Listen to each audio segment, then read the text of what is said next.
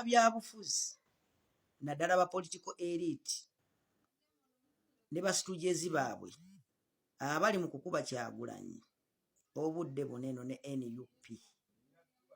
Ekigendererwa kyabwe kyakulwanira political space wabula si kyakujja President Museveni mu buyinza. Banoonya comeback kubanga okujja kwa Kyagulanyi mu opposition kwaba dispressinga ne kubajja mu kifo kye baalimu ekyokudominatinga opposition. Era Kyagulanyi bamulabanga political threat eri interests zaabwe.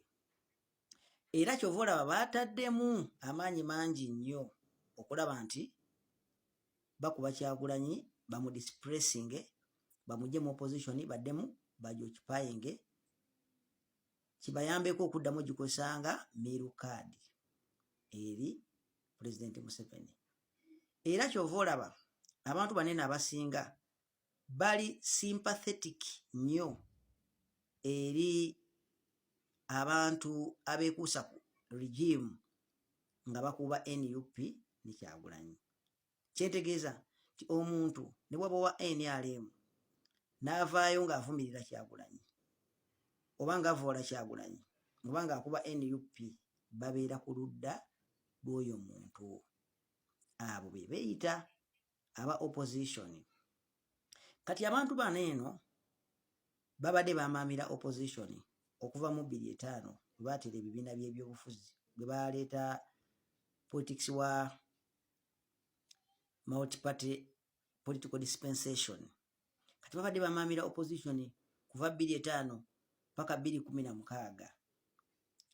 Kati Kyagulanyi najja ne wave eya people power eyabadispressinga ne bajja mu position yaabwe gye baalimu ne babanga tebakyasobola kutegeera opposition,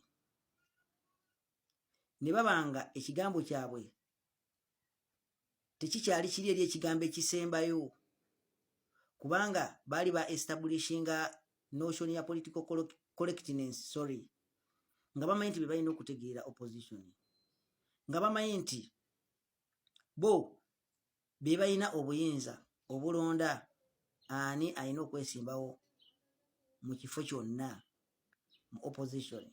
Era balinanga ne ba power brokers be bayitirangamu okukuba oluseke ba candidates.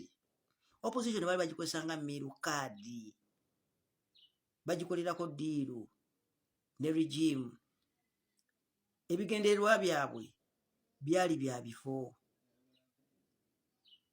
naye nga si byakujja NRM ne President Museveni mu buyinza.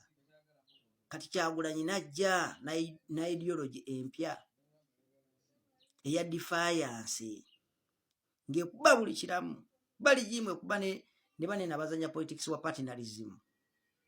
So kakati bamulabanga existential threat.